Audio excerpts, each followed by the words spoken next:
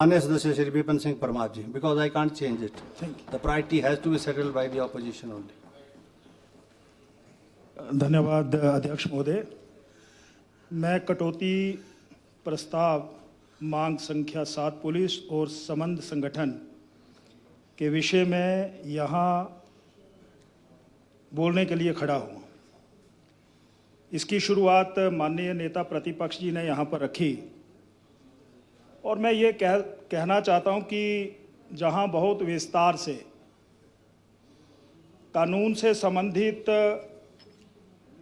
अलग अलग मुद्दों के ऊपर, चाहे वो एनडीपीएस एक्ट की बात हो, और यहाँ पर जब चर्चा होती है तो हत्या के बारे में, मर्डर के बारे में, अटेम्प्ट टू मर्डर के बारे में, एक्सटॉर्शन के बारे में और नशे के बारे में बहुत विस्तार से बात की जाती है।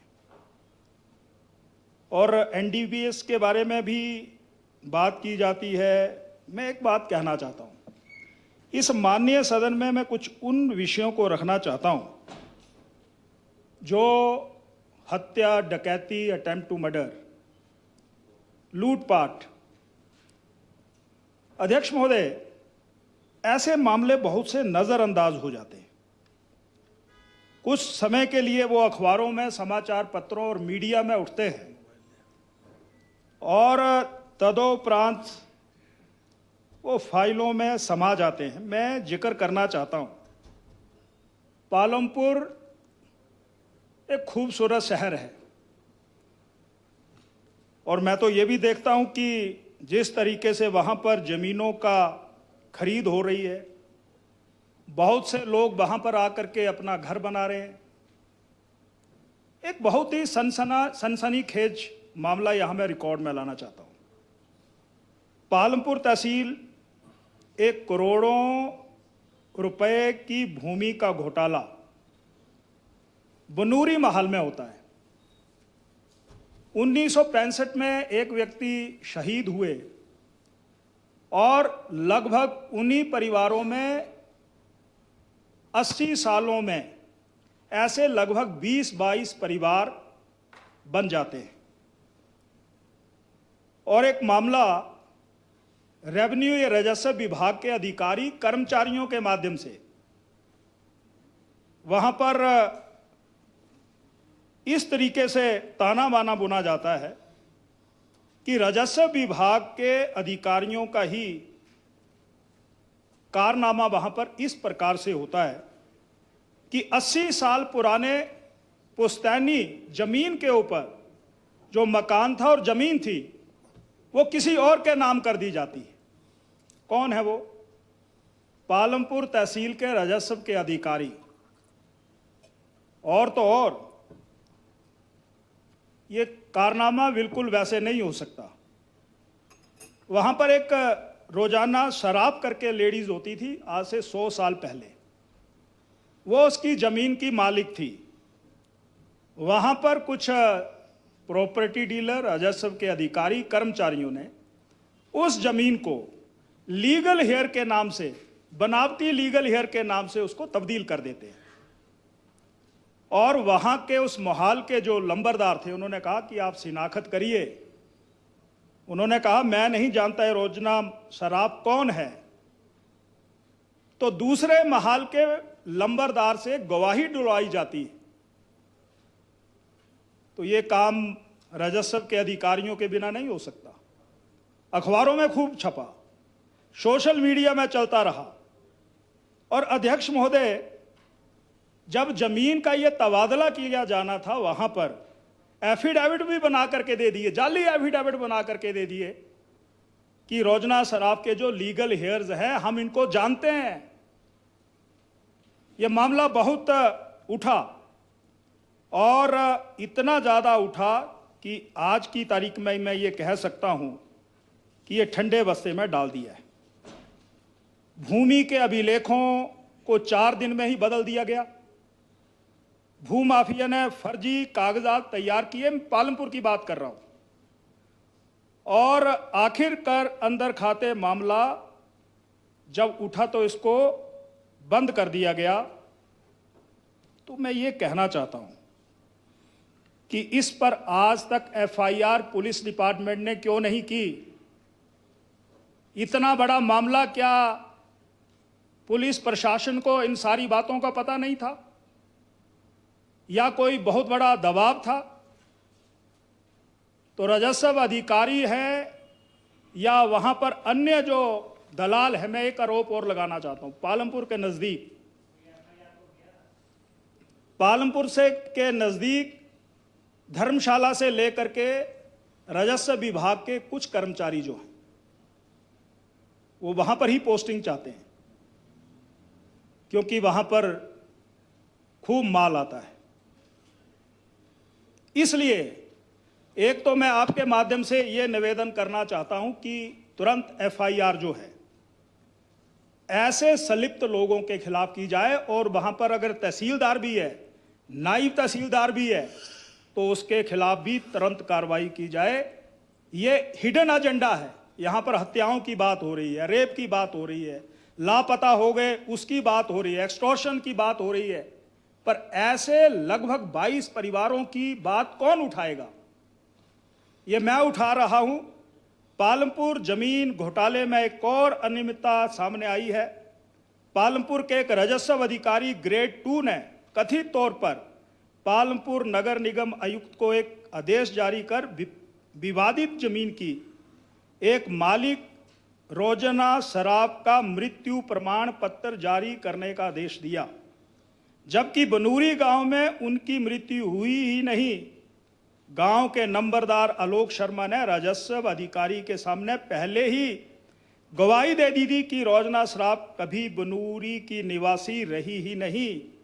उनके अनुसार उनका गांव में कोई निवास नहीं था और ना ही उनकी मृत्यु वहां हुई है। इस गवाही के बावजूद रेवेन्यू अधिकारी ने आदेश जारी कर दिया, जिसके आधार पर पालमपुर नगर निगम ने डेथ सर्टिफिकेट जारी किया। तो अध्यक्ष महोदय, एक तो मैं ये कहना चाहता हूं, इसको रिकॉर्ड पर लाना चाहता हूं। दूसरा, हिमाचल ऑन सेल, ये भी मैं रिकॉर्ड पे लाना चाहता हूं।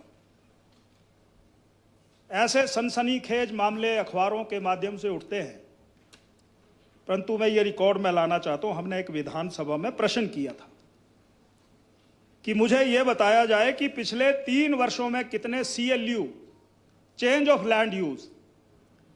ऑफ लैंड यूज का अधिकार सिर्फ और सिर्फ धारा 300 या नियम 118 के तहत गवर्नमेंट ऑफ हिमाचल प्रदेश को है, और वो तमाम मामले जो हैं वो कैबिनेट में आते हैं। तो मुझे ये जानकारी मिली कि पिछले 3 वर्षों में 31/7/2025 तक लगभग 161 मामले बद्दी, बरोटीवाला, नालागढ़ डेवलपमेंट एजेंसी, वहां का जो CEO है उसने वो कागजात परमिशन के सरकार के पास नहीं भेजे, और 161 में से 154 परमिशन उद्योग विभाग को दे दी। या तो उद्योग विभाग CLU की सिफारिश गवर्नमेंट ऑफ हिमाचल प्रदेश को करता, वो उद्योग विभाग को जानकारी नहीं है, और वहां के CEO ने लगभग 154 मामलों की परमिशन दे दी। ये घोर उल्लंघन है। अब किसके इशारे पर यह तमाम काम हुआ है? तो क्यों ना उस CEO को पार्टी बनाया जाए और पूछताछ की जाए, क्या हिमाचल प्रदेश के इस संपदा के साथ, इस जमीन के साथ डॉक्टर YS परमार जी ने, जो हिमाचल प्रदेश के निर्माता थे, उन्होंने 118 इसलिए बनाया था ताकि हिमाचल प्रदेश को बेचा ना जा सके। तो लगभग ये 154 और 43,94,868.98 स्क्वायर मीटर जमीन बिना सरकार की इजाजत के दे दी गई, और दी भी किसको? कि आप यहां पर कोई औद्योगिक प्लांट लगाएं, फैक्ट्री लगाएं। ये मैं एक आरोप लगाना चाहता हूं। अब पुलिस डिपार्टमेंट के पास मैं उनके ध्यान में आपके माध्यम से लाना चाहता हूं कि ऐसे अधिकारी, कर्मचारी किसके इशारे पर ये काम हो रहे हैं हिमाचल प्रदेश को क्यों बेचा जा रहा है, ये प्रमाण है। इन कागजों को मैं यहां पर रख सकता हूं क्योंकि हमने इस विधानसभा में ये तमाम प्रश्न पूछे थे। तो मैं ये कहना चाहता हूं कि कुल मिलाकर के इस प्रकार के जो ये सनसनीखेज मामले हैं, हिमाचल प्रदेश में 3 सालों में कोई माइनिंग पॉलिसी नहीं बनी।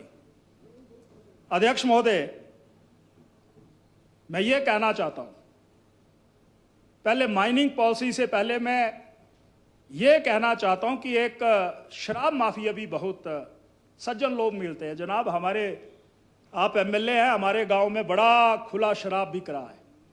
वो सज्जन लोग पुलिस से भी संपर्क करते हैं, हमारे साथ भी करते हैं, परंतु उन लोगों को फिर अपमानित किया जाता है।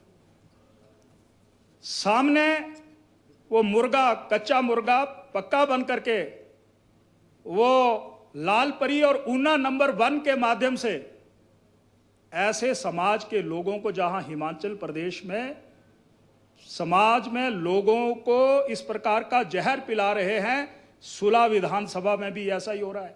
एक्साइज में एक नियम है और पुलिस के कर्मियों को यह जानकारी रहती है कि किस इलाके में इलीगल शराब बिकता है।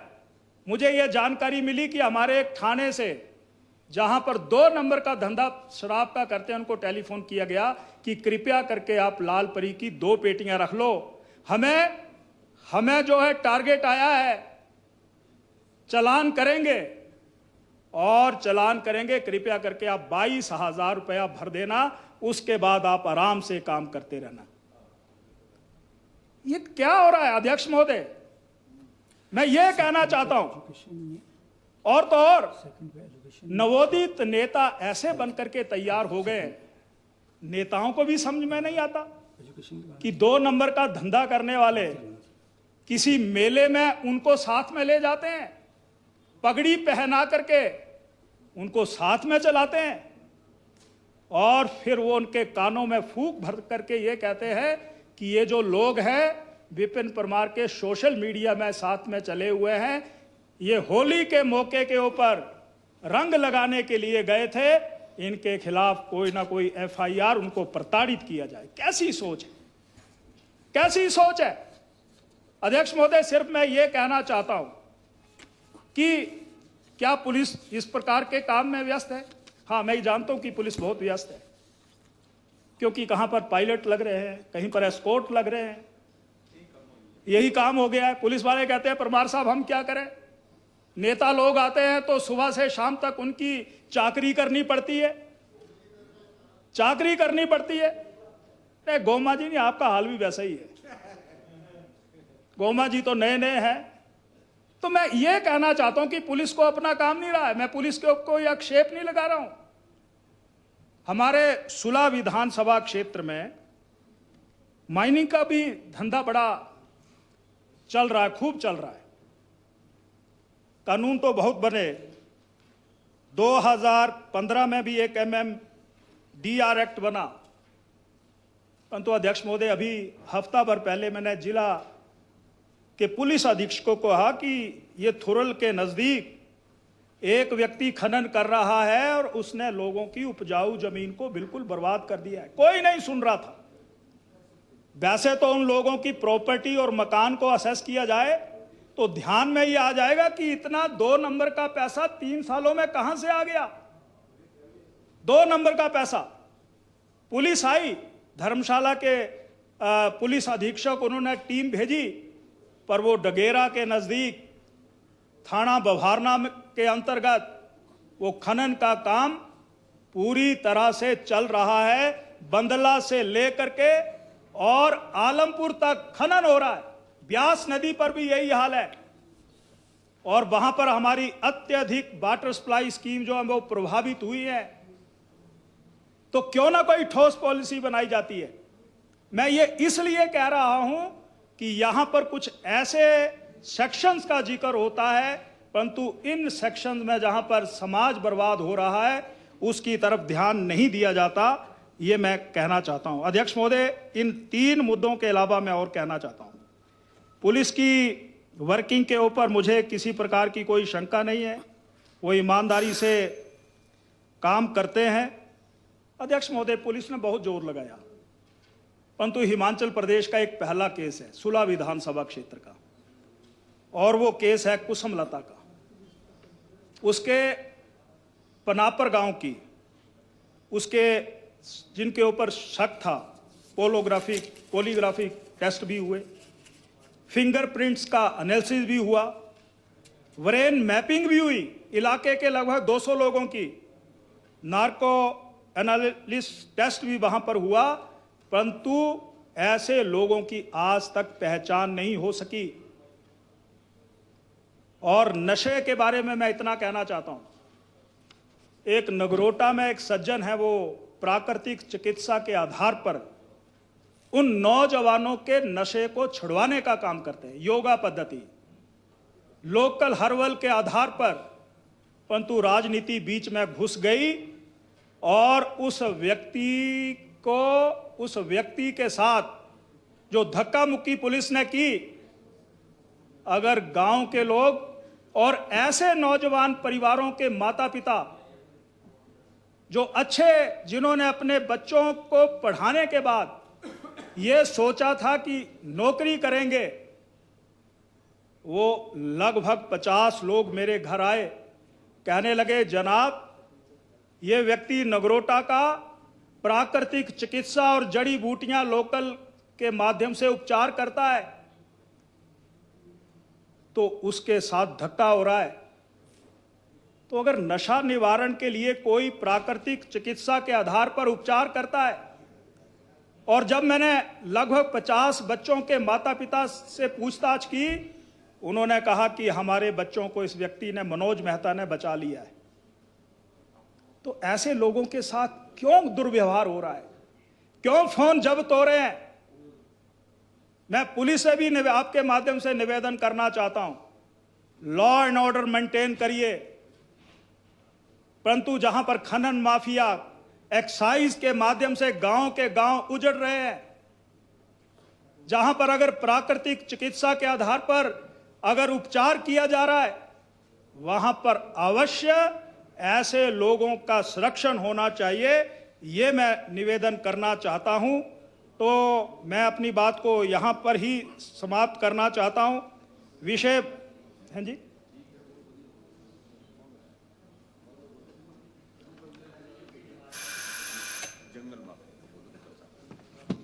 और तो और ये माफिया है, एक नया एडिशन हो गया है, रेत माफिया आ गया, शराब माफिया आ गया, एक जंगल माफिया भी है। और इस जंगल माफिया में धर्मपुर में, सिरमौर में, जिला कांगड़ा में भी वन काटे जा रहे हैं। परमिशन कहीं अगर 2-4 पेड़ों की है तो 25-25 पेड़ काटे जा रहे हैं। हर्बल ट्रीज जो हैं उनको जड़ों से उखाड़ करके, मैं प्रमाण दे सकता हूं, ऐसे वहां पर उखाड़ा जा रहा है। तो मैं प्रशासन के और पुलिस डिपार्टमेंट से ये चाहता हूं कि आप निष्पक्ष हो करके चाकरी करना छोड़ दें, क्योंकि 1.5 साल के बाद भी स्टेटस आपका वही होगा। तो इसलिए आज से ही आदत डालना शुरू कर दें। ये 2-2, 3-3 पायलट चल रही है, एस्कॉर्ट चल रहा है। वहां पर अगर चोरी डकैती हो गई है कंस्टिट्यूएंसी में, फोन जा रहा है, कह रहे हैं जी हम तो साहब के दरबार में हैं, हम 2 दिनों के बाद फ्री होंगे। तो मैं ये कहना मैं आपके बारे में नहीं कह रहा हूं, लोग आपके बारे में अच्छी तरह जानते हैं, सब जानते हैं आपके बारे में, और 1.5 साल के बाद बताएंगे आपको लोग, आप चाचा हैं हमारे। तो मैं ये कह रहा हूं कि इस प्रकार के ये तमाम विषय जो हैं, ये तमाम विषय जो हैं, ये पुलिस डिपार्टमेंट के ऊपर कई प्रकार के प्रश्न पैदा कर रहे हैं। और बागथन जैसी सुला में भी मुख्यमंत्री आए थे, पासिंग आउट परेड हुई, वहां पर भी श्रोता तो नहीं मिले, जनता नहीं मिली, नजदीक के स्कूलों के बच्चों को जबरन बुलाया गया कि हाजिरी भरनी है। पुलिस के अधिकारी, एसपी रैंक के अधिकारी वहां पहुंच गए स्कूलों में निमंत्रण पत्र लेकर के। अरे भाई क्या कर रहे हो आप लोग, क्या कर रहे हो आप लोग? और नौजवान वहां पर तो एक जगह ये ऐसी भी बात सुनाई दी कि वहां पर नारे सुखू के नहीं, सुखू साहब के नहीं, वो तो नारे के लिए गए थे, वहां पर पीछे से नारे श्री जयराम ठाकुर जी के लग रहे थे। फिर बुलाया गया, ये कौन है, किस स्कूल के बच्चे हैं, इनके टीचर कौन है। वो गाज जो है वो टीचरों के ऊपर गिरना शुरू हो गई। और फिर मेरे बारे में भी पूछा गया, कहीं ये विपिन परमार के भेजे हुए नौजवान या बच्चे तो नहीं है। अरे भाई, जैसी भावना होगी वैसे ही मुंह से स्वर निकलेंगे। तो मैं ये कहना चाहता हूं, मैं और विषय में यहां पर नहीं गया क्योंकि हमारे आदरणीय श्री यहां पर सारे विषय श्री जयराम जी ने यहां पर रख दिए हैं। तो मैं इतना ही कहना चाहता हूं कि बनूरी के केस में FIR की जाए और जहां पर एक्साइज के नाम पर पुलिस डिपार्टमेंट फोन कर रहा है, ऐसे वहां पर पूछताछ की जाए। और कुसुम लता और शाइना ठाकुर जिसके ऊपर आक्रमण हुआ था, जमानत मिल गई उस व्यक्ति की। जब जमानतें मिलेंगी तो अपराधियों के हौसले बढ़ेंगे, उन्होंने एक नहीं फिर और अपराध करेंगे। तो मुझे आपने समय दिया, आपका बहुत बहुत आभार, धन्यवाद।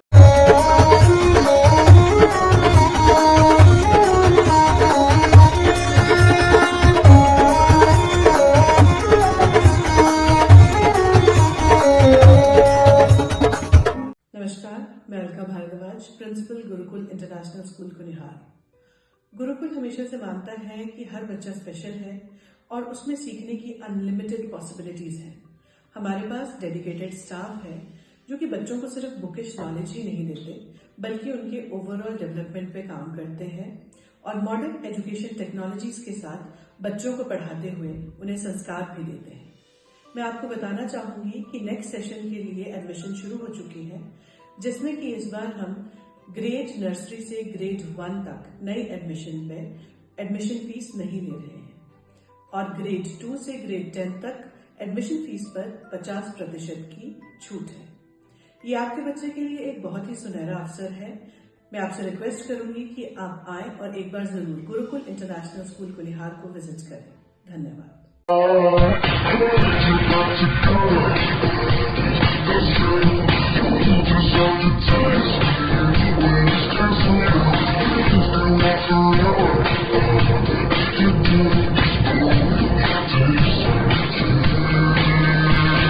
Looking for a school that shapes not just students but future leaders? Welcome to Kasoli International Public School, a world-class residential institution where learning goes beyond classrooms.